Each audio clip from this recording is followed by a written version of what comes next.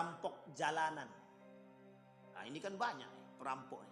Baru-baru ini terjadi perampokan di salah satu perumahan. Yang menolong yang ditebasnya, Pak. Enggak tahu akhir yang menolongnya pernah meninggal atau tidak. Itu sudah tersebar itu berita. Kadang-kadang kita khawatir. Tapi apa yang menyebabkan mereka melakukan demikian? Sekarang perhatikan baik-baik. Mereka merampok untuk apa? Sekarang Bapak Ibu perhatikan yang di atas. Berapa banyak perampoknya itu? Oh, itu banyak banget, Pak. Pakai klasmen itu. Strata 1, strata 2, strata 3. Ada enggak yang berani membegal tengah jalan tuh orang-orang seperti itu? Itu kezaliman. Nah,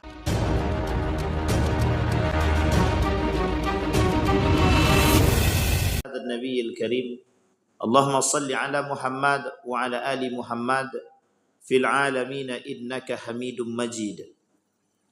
Ya ayyuhan nasu ittaqu rabbakum alladhi khalaqakum min nafsin wahidah wa khalaqa minha zawjaha wa batha minhuma rijalan katsiran wa nisaa'a wattaqullaha alladhi tasaaluna bihi wal arham innallaha kana 'alaikum raqiba.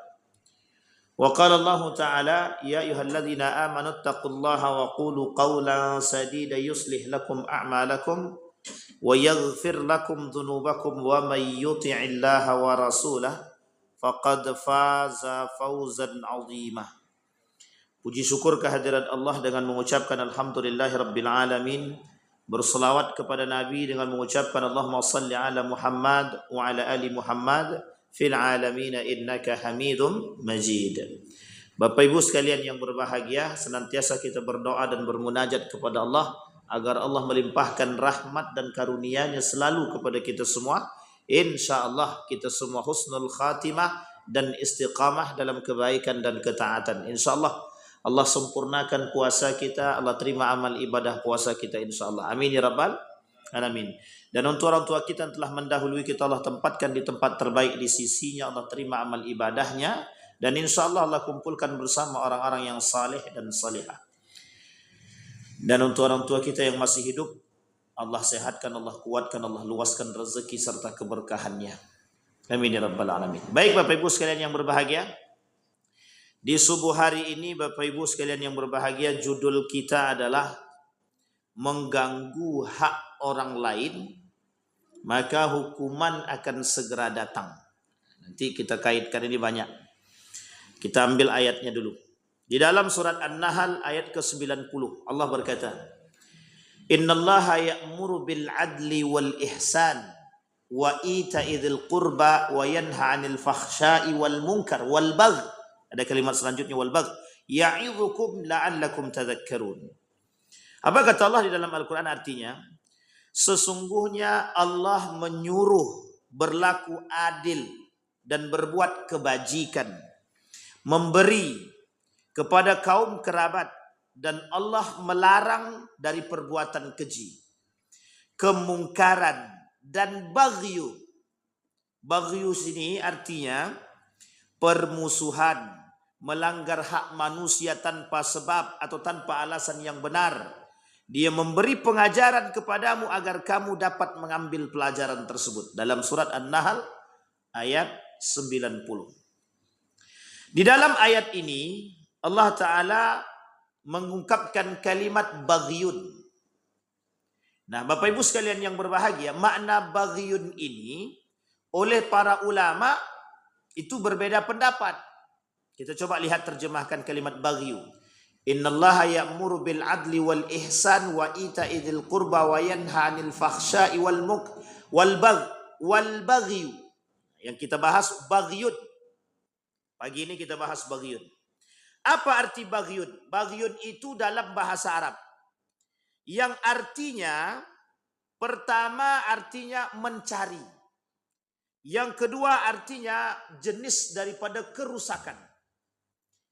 Allah bilang di dalam Al-Quran, wala tufsidu fil ardi ba'da islahiha. Jangan lakukan kerusakan di muka bumi setelah dilakukan kebaikan.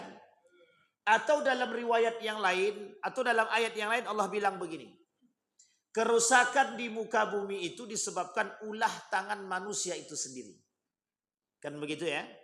Jadi kerusakan itu di muka bumi disebabkan ulah oleh manusia itu sendiri.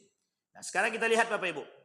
Di dalam Al-Quran atau di dalam kitab suci Al-Quran, kata baghyun digunakan untuk beberapa makna. Satu, artinya mencari. Yang kedua, artinya kezaliman. Yang ketiga, artinya kemaksiatan. Yang keempat, zina. Ini sering Allah sebut di dalam Al-Quran. Bukan sering, ada beberapa kali Allah sebut di dalam Al-Quran kalimat baghyu yang disandarkan kepada kemaksiatan yang sifatnya zina. Yang kelima, hasad. Membenci kepada kebaikan yang ada pada orang lain. Bapak Ibu sekalian yang berbahagia. Di dalam istilah fakih atau fuqaha, orang-orang ahli fikih, baghyun bermakna memberontak. Memberontak terhadap perbuatan-perbuatan yang baik atau tidak menerima kebaikan. Baik. Sekarang kita lihat. Para ulama mencoba menjelaskan makna baghyun dalam persoalan baghyun itu sendiri. Baik dari tafsirnya maupun dari fikihnya. Kata para ulama, ada bentuk-bentuk baghyun. Sudah paham ya artinya baghyun tadi? Mencari, kezaliman, maksiat, zina, hasad. Ada 5. Jadi makna 5 ini diartikan, digunakan oleh Allah kalimat yang sama di dalam Al-Quran, namanya baghyun. Nanti kita lihat Bapak. Bentuk-bentuk baghyun kata para ulama. Yang pertama, sikap ahlul bait menolak kebenaran agama Islam. Yang satu sisi disebut dengan kafir, yang satu sisi disebut dengan ahlul bait. Tapi sebenarnya kata para ulama, ahlul bait yang menolak kebenaran disebut dengan kafir. Tapi ahlul bait yang tahu akan kebenaran, hanya saja tidak masuk ke dalam kebenaran tersebut, maka disebut sebagai ahlul bait. Seperti seorang ahlul kitab yang mengatakan kepada paman baginda Nabi Muhammad SAW tentang kenabian baginda Nabi Muhammad SAW. Kelak anak ini akan menjadi orang yang tersohor, yang terpandang. Ternyata jadi nabi. Lah kok bisa tahu? Karena dalam kitab mereka yang benar, dalam kitab yang benar ada tanda-tandanya. Lah kalau sekarang udah nggak ada itu Pak. Bahkan terjadi pemalsuan Alkitab itu. Nah, itu ada, saya punya bukunya itu, pemalsuan Alkitab itu. Baik, apa kata Allah di dalam Al-Quran? Innad dina indallahil Islam. Tidak ada agama yang lain yang betul. Maka Bapak Ibu kita luruskan yang bengkok-bengkok. Nabi Isa itu agamanya apa? Nabi Musa agamanya apa? Nabi Ibrahim agamanya apa? Islam. Yakin apa Bang? Yakin Islam? Iya yakin. Saking yakin. Semua nabi dari Adam sampai terakhir, jumlah nabi itu ribuan. Semua agama para nabi itu cuma satu, Islam. Tidak ada yang lain. Maka kok ada agama Yahudi, Majusi dan Nasrani itu apa? Agama wad'i, buatan. Tapi kemudian ada kitabnya Ustaz, Zabur, Taurat, Injil. Sampai Allah sebut dalam Al-Quran, semua kitab ini dirangkum isinya di dalam Al-Quran. Tahu Bapak Ibu alasannya kenapa? Karena Allah tahu kitab-kitab ini bakal terjadi perubahan. Yang merubah siapa? Manusia. Itu Allah katakan begitu dalam Al-Quran. Sehingga Allah buatlah Al-Quran. Allah ciptakan, Allah turunkan Al-Quran kepada kita.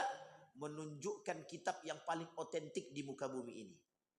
Jadi kitab yang paling asli.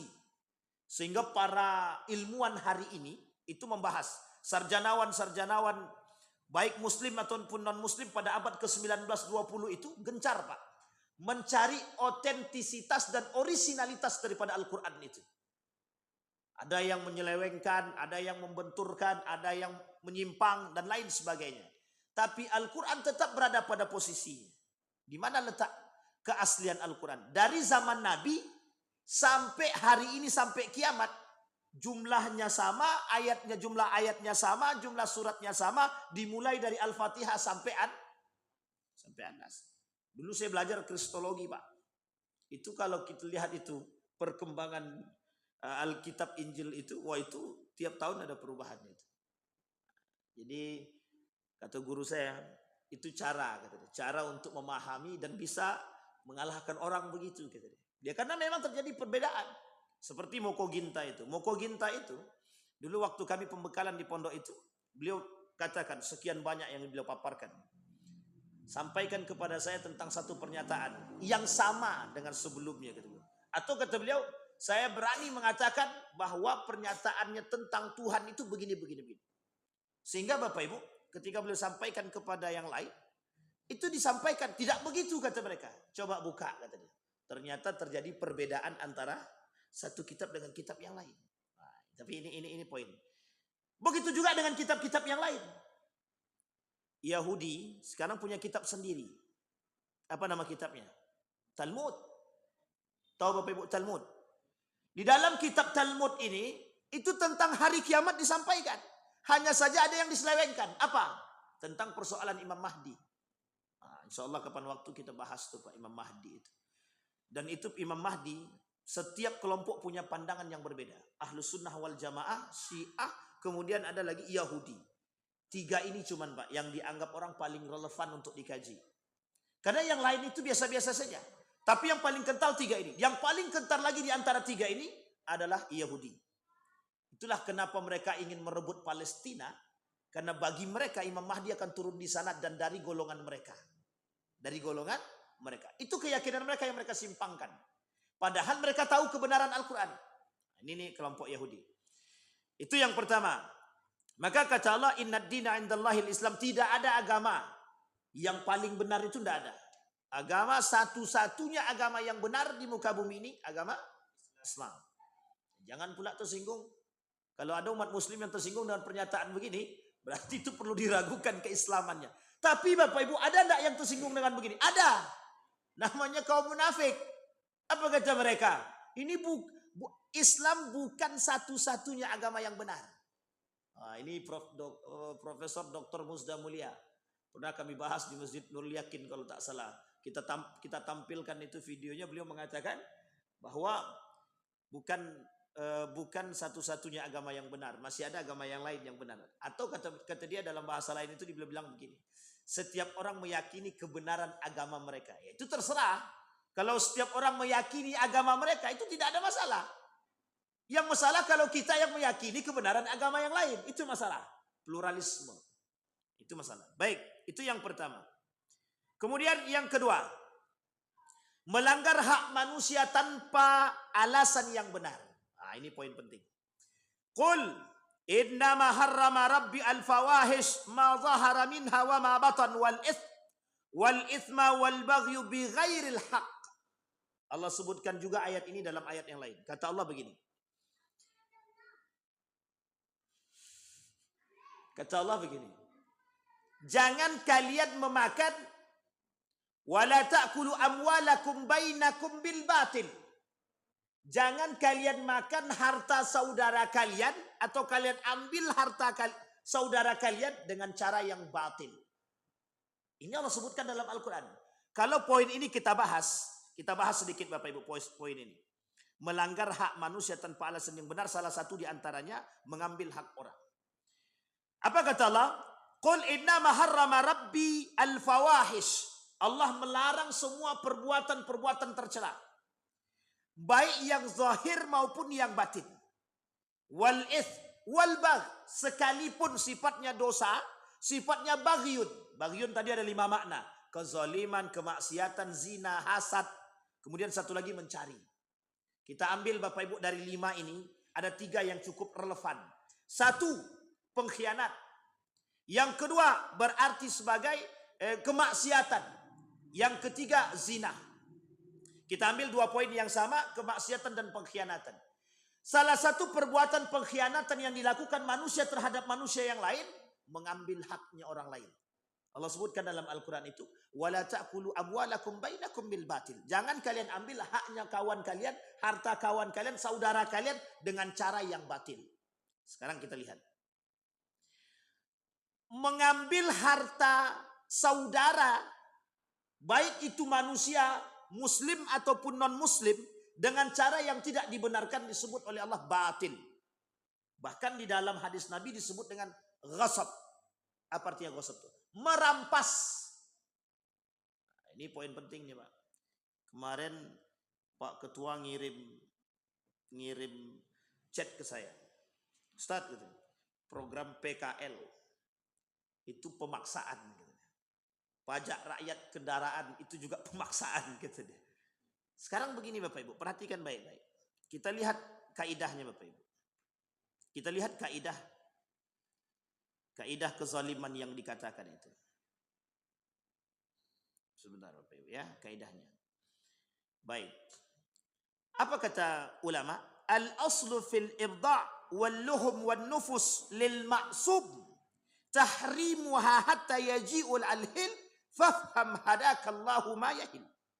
Hukum asal hubungan biologis, daging, begitu pula darah dan harta orang yang terjaga adalah haram untuk diambil sampai datang dalil yang menunjukkan akan halalnya, maka pahamilah apa yang telah didiktekan kepada kalian. Apa kata Allah di dalam Al-Quran? Ya ayyuhalladzina amanu la ta'kulu amwalakum bainakum bil batil illa an takuna tijaratan antaradim minkum. Bayangkan dalam transaksi jual beli saja, kita tidak boleh mengambil hak orang sedikit pun tidak boleh. Dalam transaksi jual beli. Ini sudah tidak transaksi jual beli, pengambilan secara paksa. Ini dah muskilah tuh Pak. Dan masalahnya besar.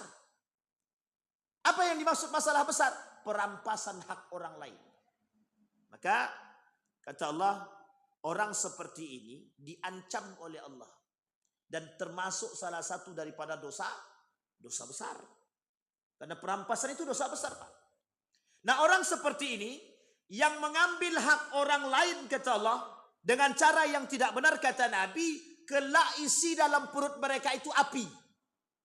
Atau yang kedua, diambil lahar panas tadi, disiram ke badan mereka, ditaruh di situ, fatukwa biha jibahuhum, sampai nanti mereka badannya disetrikain tuh. Ada yang lain, ada apa yang lain? Harta-harta yang tadi mereka makan itu membuat isi dalam perut mereka itu semuanya sifatnya haram dan api neraka. Sehingga makanya orang-orang yang suka ngambil hak orang itu tuh agak sulit untuk dinasihatin itu. Karena isinya haram semua dalam perut itu. Jangan tersinggung, memang begitu. 1000 saja yang kita ambil dari hak orang lain itu haram hukumnya. Sehingga yang kita makan itu haram Pak. Masih mending cuman haram saja. Kalau yang kita makan itu yang dijadikan oleh, aku jadikan api neraka dalam perutmu gitu deh. Cerita seorang pemuda yang makan apel itu sangat tenar sekali. Cerita yang sangat tenar. Seorang pemuda makan buah apel, temu di sungai. Dicarinya Pak sampai tempat tuh mana. Kalau sekarang boro-boro dicari Pak, nampak duit tengah jalan, jangankan dibalikkan, jangankan masukkan ke dalam masjid, jangankan mau dikembalikan, dimasukkan ke masjid pun tidak. Nah, itulah manusia zaman sekarang. Nampak duit tengah jalan, jumpa, ketemu, lukotoh namanya, barang lukotoh itu kan bukan barang kita itu. Dalam satu pengertian fikih itu 1 tahun Pak, baru boleh dimanfaatkan. Itu pun bukan dimanfaatkan untuk pribadi, bukan. Kecuali dalam hajat yang terjepit, itu lain cerita. Dalam hajat yang terjepit itu semua dibenarkan. Yang haram pun bisa dibenarkan. Tapi dengan hajat yang terjepit.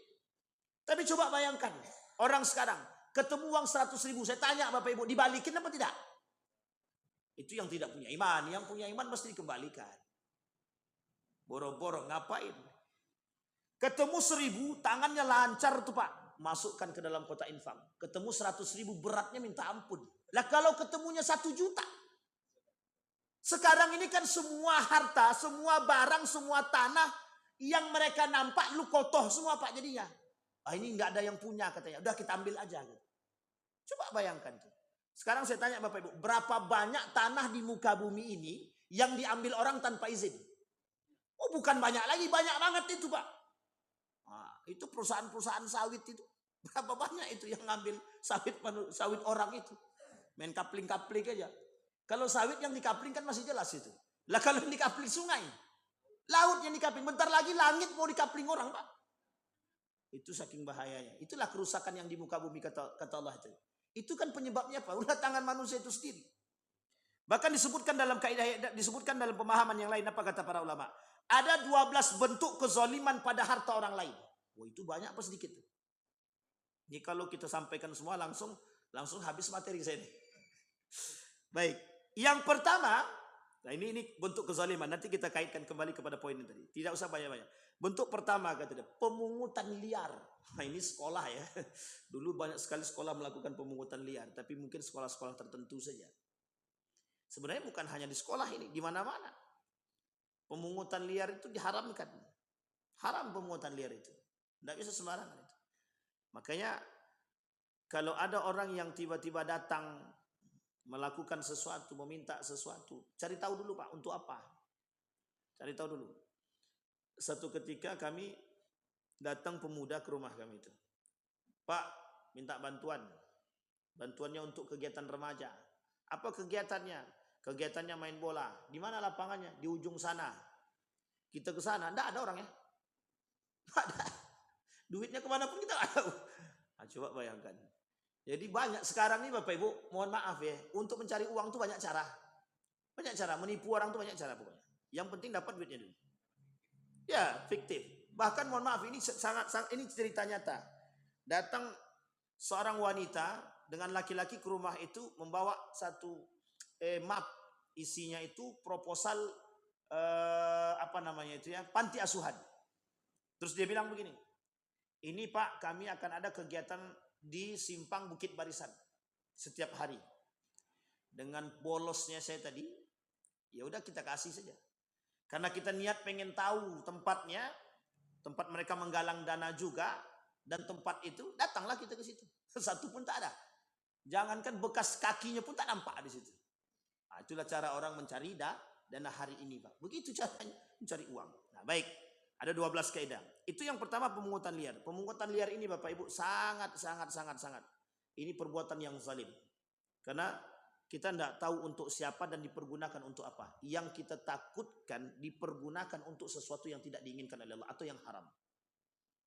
Mohon maaf Bapak Ibu, jangan sampai yang digunakan untuk makan makanan yang haram, untuk beli khamar. Ini saya ingin sampaikan kepada Bapak Ibu. Ada cara yang lain pemungutan uang itu. Ini terjadi kasus baru-baru ini.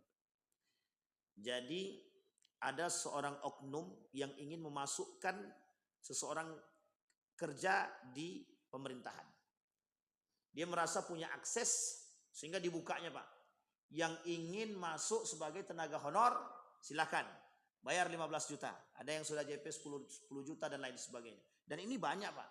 Banyak. Singkat cerita Bapak Ibu, ada sekitar 20 orang yang mendaftar itu, ingin masuk kerja. Saya tidak tahu bagaimana cara dia menjanjikan kepada orang dengan lisannya itu yang saya salutkan itu. Dan uniknya lagi, ini mohon maaf Bapak Ibu ya, uniknya lagi, ini pentingnya ilmu. Banyak yang percaya itu. Itu yang saya salutkan. Dia seorang guru, bahkan ada yang juga tenaga honor, merasa punya kedekatan, seolah-olah bisa memasukkan orang ke tempat pekerjaan. Pertanyaannya, kita yang mau memasukkan ini nggak mikir dulu kah? Benar kah? Itu satu. Yang kedua, pandai sekali lisan orang ini mempengaruhi, bahasa lainnya menghipnotis orang-orang tadi. Kenapa? Karena daya, karena kebutuhan akan pekerjaan. Orang semua melakukan apapun, termasuk harus membayar. Apa yang terjadi? Ke semua yang daftar itu duitnya ditilap Pak. Hilang. Orangnya pun kabur. Tak kemana pun kita tidak tahu orangnya itu. Nah, kemudian beberapa waktu yang lalu ketahuan. Dipanggil lah. Nah, itulah resikonya Pak. Cuman resiko di dunia itu Pak. Belum tentu resiko di akhirat. Sekarang resiko di akhiratnya apa? Pertanyaannya dari 20 orang yang hartanya dimakan tadi. Bagaimana pertanggungjawabannya di akhirat besok itu seperti apa? Apa isi dalam perutnya semua? Semua orang-orang ini akan mempertaruhkan. Kalau cuma duit saja yang dikembalikan oleh Allah selesai Pak. Tapi kalau yang Allah kembalikan bukan uang Pak. Satu datang. Si Anu, si A datang. Mana dulu uang aku? Kembalikan. Setelah dikembalikan, pahalanya dibagikan. Setelah pahala dibagikan, ternyata nggak cukup. Dosanya diambil bagi Pak. Coba bayangkan. Ini manusia yang paling bangkrut Pak. Manusia yang paling bangkrut di hari kiamat itu orang-orang seperti ini. Habis Pak. Habis amal ibadah kita. Jadi menzolimi manusia itu perbuatan yang sangat membuat orang bangkrut di hari akhirat. Di hari akhirat itu, di hari kiamat itu. Baik. Yang kedua, kan ada 12 macam bentuk. Yang kedua, perampok jalanan. Nah, ini kan banyak. perampok nih. Baru-baru ini terjadi perampokan di salah satu perumahan. Yang menolong yang ditebasnya, Pak. Enggak tahu akhir yang menolongnya apakah meninggal atau tidak. Itu udah tersebar itu beritanya. Kadang-kadang kita khawatir. Tapi apa yang menyebabkan mereka melakukan demikian? Sekarang perhatikan baik-baik. Mereka merampok untuk apa? Nah, sekarang Bapak Ibu perhatikan yang di atas. Berapa banyak perampoknya itu? Wah, itu banyak banget, Pak. Pakai klasmen itu. Strata 1, strata 2, strata 3. Ada enggak yang berani membegal tengah jalan tuh orang-orang seperti itu? Itu kezaliman. Nah, kembali kepada apa yang kita sampaikan. Melanggar hak manusia tanpa alasan yang benar. Nah, ini ada kaitan juga. Apa kata orang sekarang itu, kaum liberal tuh begini. Setiap orang tuh punya kebebasan. Hak masing-masing. Betul ya, hak masing-masing. Dan setiap orang punya kebebasan untuk bersuara dan berbicara. Singkat cerita, ada seorang tetangga menghidupkan tape besar-besar. Dihidupkannya tape besar-besar jam 12 malam. Ini saya tanya sama Bapak Ibu. Kalau kita kembalikan kepada kaedah yang tadi saya sampaikan, setiap orang punya hak masing-masing. Setiap orang punya hak masing-masing. Setiap orang punya kebebasan masing-masing. Kira-kira salah enggak kalau ada orang yang menghidupkan tape-nya jam 12 malam kemudian dihidupkannya toa, bukan toa, apa nama, speakernya besar-besar. Kembalikan ke kaidah yang tadi saya sampaikan. Setiap orang punya hak masing-masing, setiap orang punya kebebasan masing-masing. Kira-kira salah enggak? Salah enggak? Kalau kita kembalikan pada kaidah ini. Enggak salah kan? Ini haknya kami kok. Kami mau berbuat. Itu yang terjadi sekarang. Dan ini adalah kesalahan yang fatal dalam memahami hak tersebut. Sehingga kadang-kadang kita mengganggu hak orang lain. Bapak Ibu sekalian yang berbahagia, ada hak dan kewajiban yang harus kita paham. Ada hak tetangga. Bapak Ibu menghidupkan tape di tengah malam, jam 12 malam, pakai kemudian speaker besar-besar. Di sampingnya rumah tetangga. Apakah semua orang tuh mau mendengarkan musik itu? Belum tentu. Sampai di sini paham ya Bapak Ibu. Nah, ini ngapa kau larang-larang? Hak aku, tape aku. Nah, doakan aja cepat. Ya Allah, hancur rendaknya. Nah, untuk itu tidak boleh juga. Doakan begitu tidak boleh Bapak Ibu. Tidak boleh. Tapi itu kejadian sekarang begitu kan. Setiap orang, itulah dampak daripada pemikiran yang liberal tadi begitu Pak. Semuanya bebas. Setiap orang berhak melakukan apapun yang mereka inginkan. Tapi mereka lupa ada hak orang lain yang tidak boleh kita ganggu.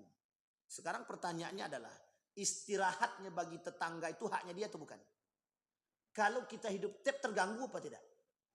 Pertanyaannya, pernah nggak kita berpikir? Sama Pak, sama.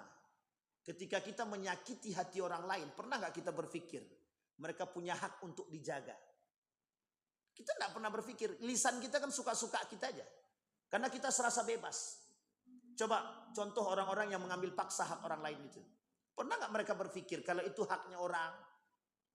Pernah nggak mereka berpikir kalau seandainya kelak hartanya aku rampas, bagaimana hidupnya?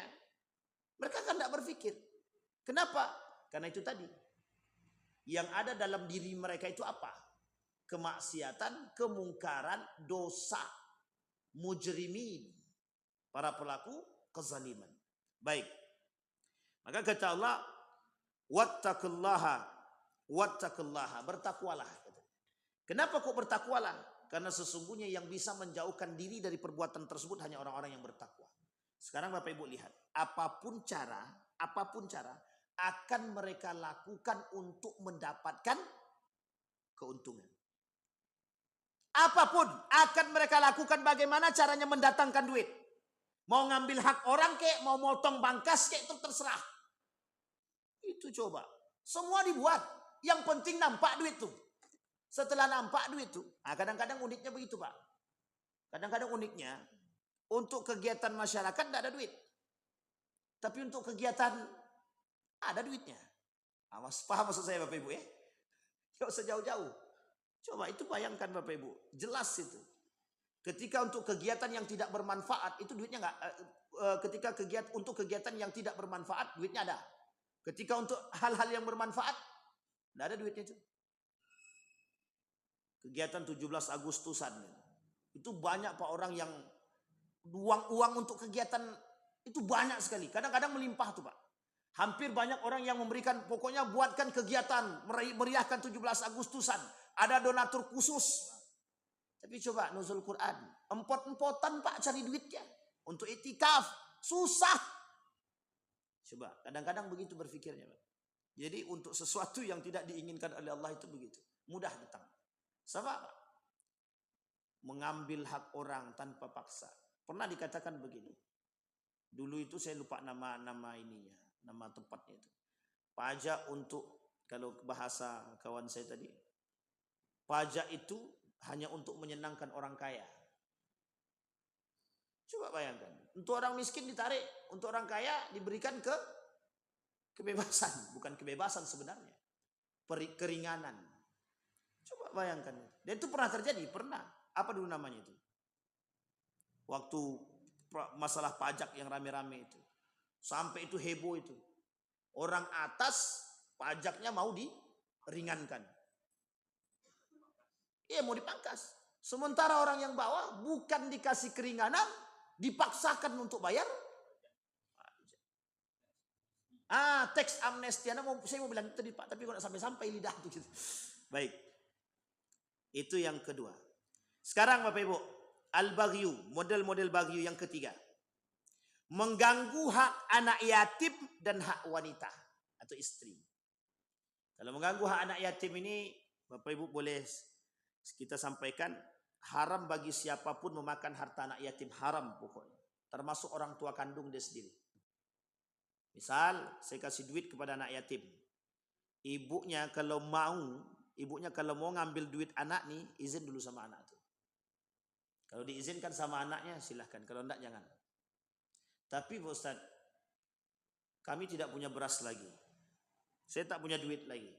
Yang ada duit anak saya. Sederhana bah caranya Bapak Ibu. Nah, ini ada uang tadi dari tetangga. Untukmu. Gimana kalau kita berikan beras? Boleh? Kata anaknya, boleh aja lah mak, silahkan. Bapak Ibu makan dari situ, itu tidak ada masalah.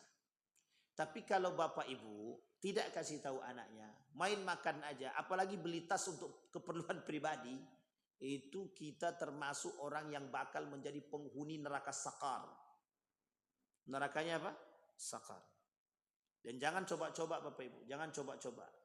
Persoalan harta anak yatim itu persoalan yang paling sensitif. Yang paling sensitif. Dan sungguh sangat diancam oleh Allah. Orang yang memakan harta anak yatim. Meskipun hanya 1.000.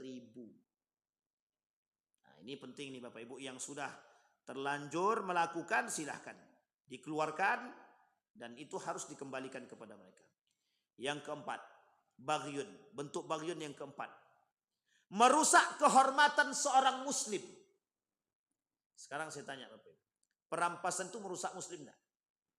Perampasan, merampas hak orang, merampas tanah orang, merampas tempat orang, itu kira-kira menzolimi orang apa tidak? Itu kira-kira menghabiskan kehormatan seorang muslim yang lain atau tidak? Bapak Ibu sekalian yang berbahagia, hati-hati. Setiap seorang muslim itu punya kehormatan. Dan mereka boleh menjaga. Bapak Ibu, di dalam kaidah dalam agama kita, dalam agama Islam ada kaidahnya begini. Bapak Ibu wajib menjaga harta, kehormatan keluarga kita. Wajib. Jadi misal begini, Bapak Ibu dirampok tengah jalan. Dirampok nih. Sementara Honda yang Bapak Ibu pakai ini punya Bapak Ibu. Orang yang merampok ini tak sengaja karena Bapak Ibu bertahan, mati di tangan Bapak Ibu orang ini, maka Bapak Ibu tidak berdosa. Tidak berdosa dalam agama Islam. Tapi belum tentu dalam undang-undang. Dulu pernah kejadian Pak, yang bertahan yang masuk penjara. Karena menjaga diri dia, terbunuhlah begal ini tadi, dia pula yang masuk penjara. Nah, ini masalah nih. Makanya Allah sebut dalam di Al-Quran tadi, di ayat yang tadi kita bacakan pertama, innallaha ya'muru bil adli. Yakin, bisa adil. Salah satunya begitu. Keadilan yang diberikan oleh Allah, kita sangat diberikan kewajiban dan kebebasan oleh Allah untuk menjaga harta benda kita, kehormatan keluarga kita. Jadi kalau ada orang yang menghina rumah tangga Bapak Ibu, itu Bapak Ibu punya kewajiban untuk menjaga. Termasuk orang-orang yang suka menyebarkan aib rumah tangga kita, sampaikan. Lawan, harus. Oh, enggak apa-apa Pak Ustaz, biarkan aja nanti lisan. Jangan. Nanti semua orang tahu aib kita Pak. Semua orang tahu. Maka melawan orang-orang yang suka menyebarkan aib yang menjatuhkan kehormatan rumah tangga dan pribadi kita, wajib kita lawan. Tapi melawannya kalau mereka melakukan perperangan dulu. Kalau mereka tidak perang, jangan kita perangi. Maksudnya apa? Kalau mereka tidak menjatuhkan kehormatan kita, jangan pula kita yang menjatuhkan kehormatan dia. Nah, ini yang penting untuk kita pahami. Berarti kita boleh menjaga harta kita Ustaz. Sangat Pak, sangat diwajibkan. Wajib hukumnya menjaga harta benda kita tuh hukumnya wajib. Jadi kalau ada perampas yang merampas harta Bapak Ibu, lawan, ya harus lawan. Tapi Pak, yang merampas itu dia punya hukum yang kuat. Nah, ini masalah memang. Itu dalam bahasa yang lain disebut penindasan terhadap kelompok yang lemah. Kata Nabi, di akhir zaman akan muncul kelompok-kelompok yang kuat menindas yang lemah. Sekarang saya tanya Bapak Ibu, udah terjadi belum? Kok sepakat semua bilang udahnya? Ada yang curhat berarti kayaknya. Karena begitulah kondisi Bapak Ibu. Yang kuat menindas yang lemah. Pertanyaannya, kuat itu dengan apa? Dengan ini Bapak Ibu. Ada orang yang tidak bisa berantem tapi kaya dia. Bisa dia suruh orang untuk memukul orang lain. Kenapa tadi? Bayangkan. Hanya dengan uang saja. Sebenarnya yang salah siapa? Yang disuruh itu Pak. Cuman yang disuruh itu tak bisa juga disalahkan. Kami butuh duit Pak. Nah, coba bayangkan. Kami cuma kerja. Sama sepertinya, mohon maaf ya, debt collector ya. Debt collector ngambil paksa haknya orang lain di tengah jalan. Tapi kan sudah jatuh tempo Pak. Sudah jatuh tempo 2 bulan pun tidak bayar-bayar. Sehingga datang debt collector tengah jalan. Diturunkannya kita di tengah jalan. Keluar Pak, undang-undang tidak boleh. Kalau ada yang seperti itu silahkan laporkan. Masalahnya ngelapor Pak, lambat juga itu. Entah kapan-kapan sampainya itu. Kadang-kadang lapor harus bayar pula kan. Semuanya keterkaitan. Dan ini masalah Pak, masalah. Maka ini yang kita katakan. Banyak sekali celah untuk melakukan perampasan terhadap haknya orang lain. Kita uniknya, ada tanah yang punya sertifikat 5. Tanahnya 1, sertifikatnya 5. Pertanyaan saya, yang asli yang mana? Ada satu tanah punya sertifikat 5. Ada tanah bapak saya di Panam. Punya ibu itu, di Panam. Saya tidak tahu itu. Kita berangkat ke sana, udah nggak tahu itu Pak di mana, siapa yang punya, kita pun nggak tahu itu tanahnya di mana. Ternyata yang punya sertifikatnya banyak, bukan 1, lebih dari 10. Coba bayangkan. Pertanyaannya, ini merampas atau mau? Bukan merampas lagi, merampok. Sampai di sini bisa dipahami ya Bapak Ibu ya. Baik. Nah, ini kita berhak untuk menjaga. Yang kelima, sekutu melanggar hak sekutunya. Kemudian yang keenam, memberontak imam, penguasa muslim. Ada penguasa muslim dia, kita memberontak dengan brutal. Tapi memberikan peringatan kepada pemimpin yang zalim sekalipun dia muslim, itu diwajibkan, hukumnya wajib. Misal, kita sekarang ini punya gubernur.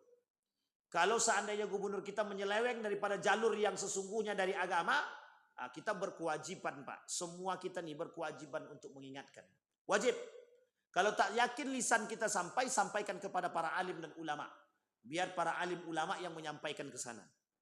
Dan ini adalah alur cara bermain untuk agar kita tidak menjatuhkan marwah daripada pemimpin. Tapi pesan kita sampai.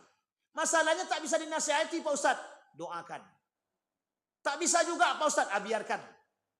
Dan capek kita, biarkan aja lagi. Nah, tapi kan tidak mau begitu, enggak. Itu yang harus kita pikirkan Pak. Maka hal-hal seperti ini itu menjadi masalah. Nah, kembali kepada poin tadi. Sekarang pertanyaannya Bapak Ibu, apa bahaya daripada baghyun tadi? Innallaha ya'muru bil adli wal ihsan wa ita'i dzil qurba wa yanha 'anil fahsya'i wal baghi ya'idzukum la'allakum tadhakkarun. Kata Allah, yang satu bahaya nomor satu adalah melanggar aturan Allah, menentang Allah. Allah bilang jangan lakukan kerusakan di muka bumi, dia lakukan juga. Jangan berzina, dia berzina juga. Jangan hasad, dia hasad juga. Jangan bermaksiat, dia bermaksiat juga. Berarti kan menentang Tuhan. Jangan kau ambil hak orang lain dengan cara paksa tapi diambil juga, berarti menentang Tuhan dia. Menentang Tuhan.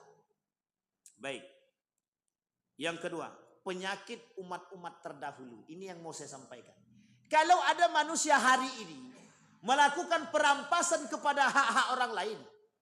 Ada orang-orang sekarang merasa paling kuat dan menindas yang lemah. Bapak Ibu, ini tradisi jahiliyah. Dan ini kebiasaan orang-orang jahil. Lihat Pak, jahiliyah dulu itu yang kaya, dulu kan tidak ada mobil. Mobil itu tidak ada. Jadi cara mengangkatnya bagaimana? Pakai budak. Dibuatlah kursi seperti ini dengan kaki, dengan kayu, sehingga kemudian diangkatlah, duduklah yang tuannya tadi. Karena dia punya kekuasaan, punya harta, dibelilah budak 4. Budak pertama untuk kayu sebelah kanan, budak kedua sebelah kiri, budak selanjutnya sebelah kanan, budak selanjutnya sebelah kiri. Tujuannya cuma untuk apa?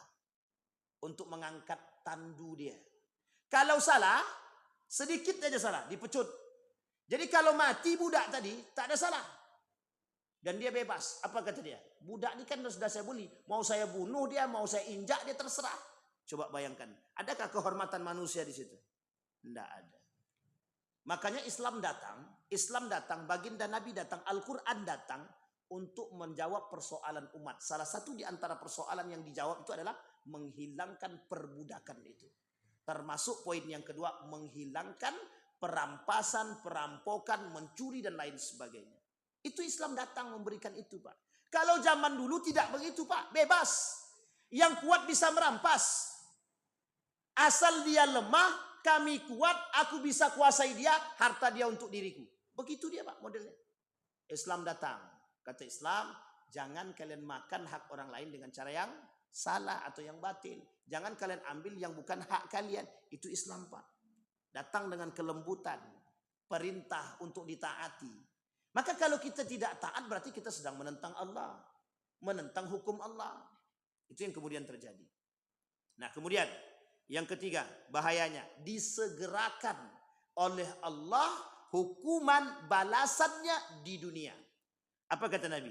An Abi Bakrah qala Rasulullah sallallahu alaihi wasallam, ma min dhanbin akhra an yu'ajjala li sahibihi al-uqubah ma'ama yu'akhara lahu fil akhirati min baghyin au qati'ati rahim. Ada dua. Apa kata Nabi? Dari Abu Bakrah berkata Rasulullah sallallahu alaihi wasallam bersabda, tidak ada dosa yang pantas disegerakan hukumannya kepada pelakunya bersamaan dengan balasannya yang diundurkan di akhirat selain daripada baghyun dan orang-orang yang qati'ur rahim, yang memutuskan tali silaturahim. Jadi orang yang memutuskan silaturahim, orang yang melakukan baghyun, kezoliman, kemaksiatan, hasad, mencari dan lain sebagainya tadi, yang 5 makna tadi disegerakan oleh Allah di muka bumi ini. Kita ambil contoh begini. Azabnya. Ada orang yang mengambil hak orang lain dengan cara yang paksa. 1, keberkahan dihilang. Yang kedua, dalam perut dia kan penuh dengan neraka api saja. Itu di akhirat Ustaz, betul. Sekarang di dunia tidak ada kenyamanan dalam rumah tangga dia. Tidak ada Pak. Tidak ada. Yang kedua, banyak kasus-kasus yang akan Allah segerakan. Kalau dia merampas maka akan dikembalikan dengan cara yang sama. Apa namanya? Hukum apa namanya? Hukum karma. Orang merampas, kelak dia dirampas. Kalau tidak dia dirampas, anaknya dirampas. Kalau tidak anaknya, turunannya pasti ada yang dirampas. Kenapa begitu? Bisa jadi Allah tak suka dengan perbuatan tersebut, Allah akan balas Pak. Di dunia diselesaikan. Tapi ternyata tidak selesai di dunia. Di dunia Allah kasih azab, di akhirat Allah kasih azab. Dua-duanya Pak. Coba bayangkan. Tapi kan orang senang-senang aja tuh. Kenapa kok senang? Apa alasan mereka senang? Ya karena mereka merasa berkuasa. Kalau mereka tak merasa berkuasa, mereka tak senang. Baik. Sampai di sini bisa dipahami Bapak Ibu ya? Itu bagyun. Nah, ada bentuk daripada bagyun yang tadi kita sampaikan. Ada satu poin Pak, daripada kezaliman dan kemaksiatan yang dilakukan oleh umat manusia dari perkara tersebut. Namanya ghasab. Apa namanya Bapak Ibu? Ghasab. Apa arti ghasab itu? Kita lihat. Al-Qadi Abu Suja mengatakan, "Wa man ghasaba malan li ahadin lazimahu radduhu wa arsu naqsihi wa ajratu mislihi fa in talifa damina bimislihi in kana lahu mislun au biqimatihi in lam yakun lahu mislu aksar ma kanat min yaumil ghasab ila yaumil talaf." Barang siapa merampas harta orang lain dalam bentuk ghasab, maka dia wajib mengembalikannya. Begitu juga dengan denda-dendanya, kekurangannya dan kelebihannya yang semisal. Sekarang penjelasan. Apa ghasab itu sebenarnya? Mengambil sesuatu hak orang lain dengan cara yang zalim secara terang-terangan. Nah, sekarang saya tanya, perebutan tanah itu terang-terangan enggak? Perbuatan-perbuatan seperti PKL itu terang-terangan enggak? Ada yang sembunyi-sembunyi. Nah, itu terang-terangan itu Pak. Terang-terangan. Hari ini tanah, besok rumah, besok mobil, besok apa lagi? Besok semuanya diribut Pak. Terang-terang. Sekarang mana ada yang sembunyi-sembunyi lagi? Sekarang terang-terang. Dulu orang mencuri sembunyi-sembunyi atau terang-terangan? Dulu orang mencuri sembunyi-sembunyi Pak. Sekarang orang mencuri di siang bolong. Di siang bolong maling. Coba bayangkan. Berarti kan dia punya nyawa yang banyak. Tidak takut dia kena gebuk orang itu, tidak takut dia. Apalagi mohon maaf. Kalau cuma hilang 5 juta, sulit untuk diproses. Jadi makin terang-terangan melakukan kemaksiatan itu. Itu menjadi masalah. Baik. Catatan Bapak Ibu sekalian yang berbahagia. Bagi orang-orang yang melakukan perbuatan ghasab. Ghasab itu mengambil harta orang lain secara terang-terangan. Sementara ada satu lagi yang sejalan, mencuri, sariqah namanya. Sekarang sariqah itu artinya apa? Mengambil harta orang secara diam-diam. Kalau korupsi itu ngambil harta orang secara diam-diam atau terang-terangan? Dua-duanya. Dua-duanya itu. Terang-terangan dan yang diam-diam ini kelas bawah. Yang kelas atas sih terang-terangan. Ngapain lagi sembunyi-sembunyi? Karena punya kekuasaan dan kedekatan. Nah, catatan Bapak Ibu. Kata para ulama begini. Siapa saja yang merampas barang orang lain, misalnya pakaian ataupun kendaraan, wajib yang merampas mengembalikannya di muka bumi. Jika barang yang dirampas itu rusak, dia wajib mengganti dia. Tapi jika barang yang semisal itu sudah, atau barang yang dirampas itu sudah tidak ada, dia wajib membeli yang serupa. Atau yang senilai dengan barang yang dia rampas. Misal, dia rampas emas dari tangan Bapak Ibu.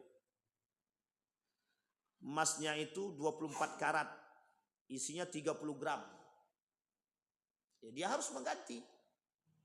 Ya, kalau tak sanggup dia mengganti, coba hitung. 24 karat itu, kalau 30 gram, satu gramnya berapa sekarang 24 karat itu? 4 juta. 4 juta itu apa? Satu emas itu berapa gram? 2,5 gram. Berarti sekitar 1 juta sekian lah. 2 juta. 1 juta pula. Matematika lemah begitu. 2 juta, anggaplah 2 juta sekarang. 1 gram. Berarti kalau 30 gram, berarti sekitar, ya tinggal kali aja 320 kali 3 kan begitu. Sekitar segitulah pokoknya. Balikkan kalau tak sanggup balik dengan emas, balikkan dengan duit. Yang setara. Harus berapa Bu? 48 juta kata Ibu itu. Banyak juga itu ya. Kalau 2 kali 3 ada 60 lah, harusnya 60 juta. Ya Rab. Itulah Bapak Ibu. Yang kedua kata para ulama, jika nilai barang yang dirampas itu berkurang, maka orang yang merampas wajib membayar ganti rugi atau denda yang selisihnya. Kalau misal tadi merampas emas tadi, ternyata setelah dirampas, pas mau dijual, harganya turun. Nah, dia harus membayar kekurangannya. Yang punya emas membelinya 7 juta. Setelah dirampas, dijual, ternyata harganya turun emas itu jadi 6 juta. Nah, yang tukang rampas tadi wajib membayar 7 juta. Selisihnya kan 1 juta itu. 6 juta dikembalikan, tambah ganti 1 juta. Nah, coba bayangkan tuh. Nilai barang yang dirampas itu wajib dinilai dengan mata uang di tempat terjadinya kerusakan, kata para ulama. Yadul ghasab yaddaman la yad aman. Artinya barang yang ada di tangan perampas adalah barang yang harus dijamin, bukan barang yang amanah. Karena kalau dia rusak tanpa disengaja, tidak ada ganti rugi. Kalau tidak sengaja. Pertanyaannya penyebabnya apa? Kan ada sebabnya. Nah, itu masalahnya. Baik. Sekarang kita lihat bagaimana penjelasan hukum gosok itu di dalam Al-Quran. Dalam surat Ibrahim. Wala tahsabannallaha ghafilan amma ya'malul zalimun. Innama yuakhiruhum liyaumin tashkhasu fihi al-absar muhti'ina muqni'i ru'usihim la yartad ilaihim tarfuhum wa afidatuhum hawa. Dan janganlah sekali-kali kamu mengira bahwa Allah lalai dari apa yang kalian buat. Jadi mau sembunyi dimanapun, di kolong jembatan sekalipun, tetap nampak sama Allah. Kan itu yang membuat orang pencuri, maling, perampok, perampas itu yang tak sadar. Coba bayangkan Bapak Ibu, coba pikirkan baik-baik. Kira-kira orang-orang yang korupsi ini kira-kira sadar enggak kalau dia dilihat sama Tuhan itu? Kalau dia sadar kayaknya enggak akan dilakukan. Makanya pentingnya ilmu tasawuf itu untuk menciptakan karakter khasyah. Kita ini kan tidak punya rasa takut. Arti ittaqu itu Bapak Ibu bukan bertakwa. Salah kalau kita artikan bertakwa. Ittaqu itu bertakwa bagi orang yang sudah takut kepada Allah. Bagi orang yang belum takut kepada Allah, makna ittaqu itu artinya takut. Manusia takutlah kepada Allah. Itu baru arti yang tepat. Tapi kalau mereka sudah takut kepada Allah, makna ittaqu berubah menjadi bertakwa. Lah ini tidak, sedang mau ngambil duit aja. Mohon maaf. Orang yang bezina, yang melacur. Mereka ingat Allah enggak tuh kira-kira? Sebenarnya ada yang ingat, ada yang tidak. Ada yang ingat tapi tetap jalan. Kenapa begitu? Ya Allah. Bahkan ada yang menulis buku, maaf Tuhan kami sedang berzinah, kata dia. Ditulisnya buku Pak, judulnya maaf Tuhan kami sedang berzinah, kata dia. Itu entah meremehkan Allah, entah menghina Allah, entah apa kita tidak tahu. Entah menantang Allah itu juga nggak tahu. Nah, coba bayangkan.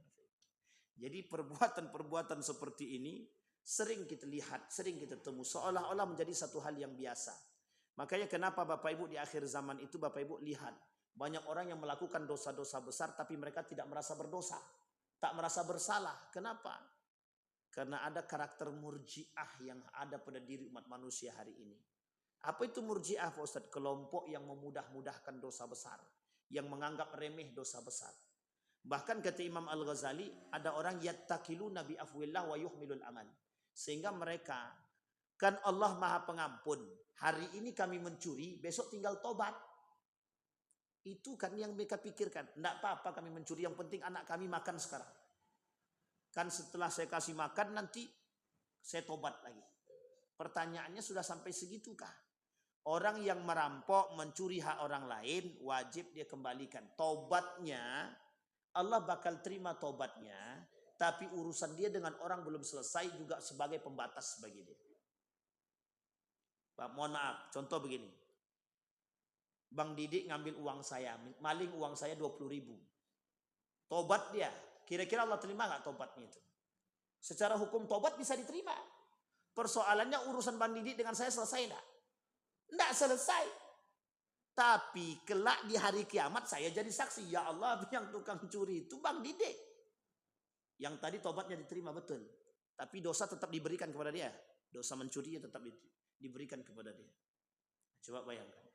Bahkan kata sebagian ulama bilang, Allah tidak mau terima taubatnya orang yang belum selesai urusannya dengan sesama manusia.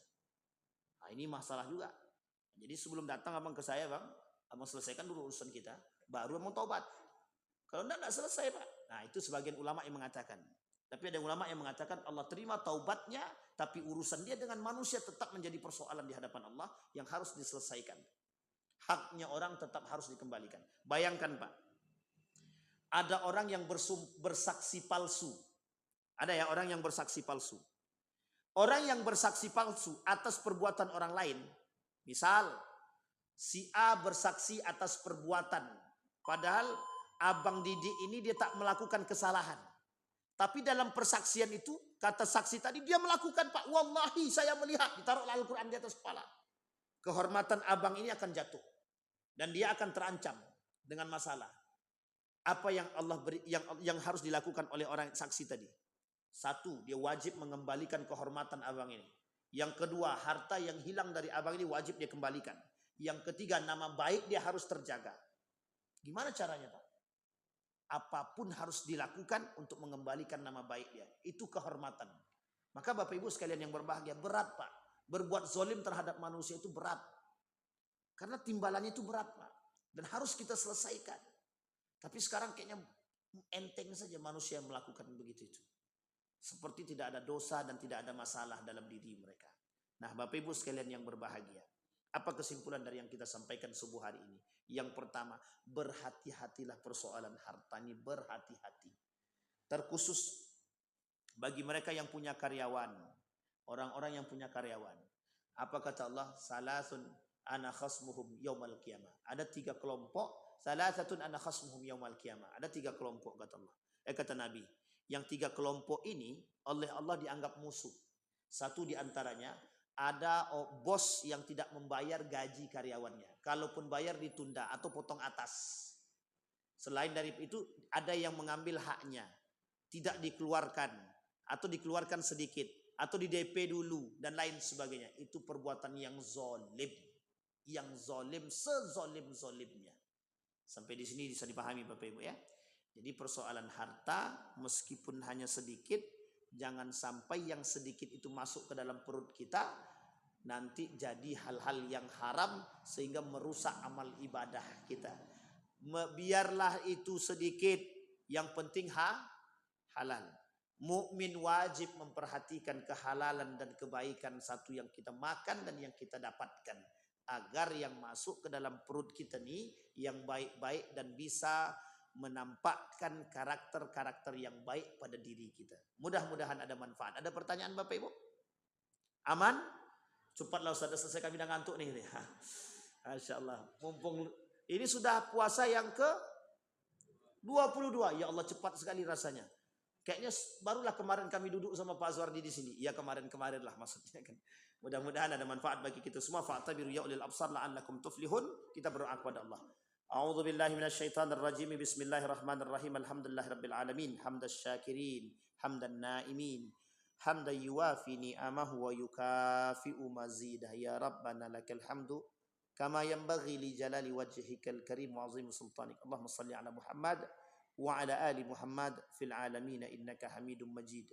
Ya Hayyun ya Qayyum ya Fattah ya Alim ya Aziz ya Ghaffar ya Rabbal alamin. Allahumma faqihna fid din wa 'allimna at-ta'wil. Allahumma ighfir lana dhunubana wa dhunuba walidina warhamhuma kama rabbayana shighara. Allahumma ighfir lana dhunubana wa kaffir 'anna sayyi'atina wa tawaffana ma'al abrar ya Aziz ya Ghaffar ya Rabbal alamin. Allahumma ighfir lahum warhamhum wa'afihim wa'fu 'anhum wa akrim nuzulahum wa wasi' madkhalahum waj'alil jannata mathwahum. Allahumma khtimna bi husnil khatimah. Rabbana hab lana minas salihin. Rabbana hab lana min azwajina wa dhurriyyatina qurrata a'yun waj'alna lil muttaqina imama. Rabbana zalamna anfusana wa illam taghfir lana wa tarhamna lanakunanna minal khasirin. Allahumma ansur ikhwanana al-mujahidin fi Palestin wa fi Gaza wa fi kulli makan. Allahumma dammir al-yahud ahlikil kafarata wal mubtadi'ata wal musyrikin a'da'aka a'da'ad-din. Rabbana atina fid dunya hasanah wa fil akhirati hasanah wa qina azabannar. Walhamdulillahirabbil alamin.